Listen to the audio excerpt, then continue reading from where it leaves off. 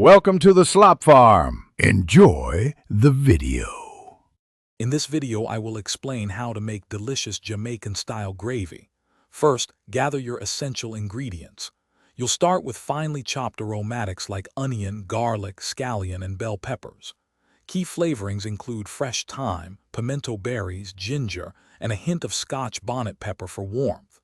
Don't forget those savory meat drippings from your fried or baked chicken, which form the rich foundation. Ketchup, browning sauce, and soy sauce will also be crucial for achieving that signature color and deep flavor. Now let's build the perfect base for your gravy.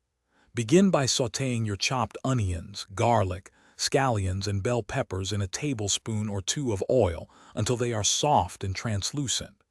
Next, add your minced ginger, pimento berries, and fresh thyme, cooking for about 2 to 3 minutes to release their fragrant oils.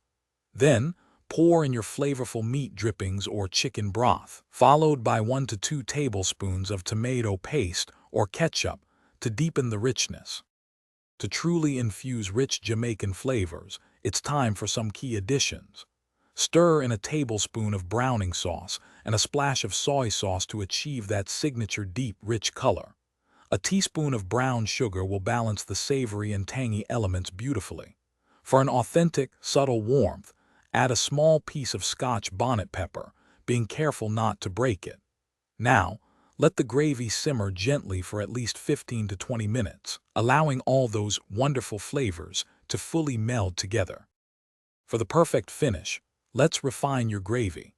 If you desire a thicker consistency, create a slurry with 1 tablespoon of cornstarch and 2 tablespoons of cold water, then stir it in while simmering.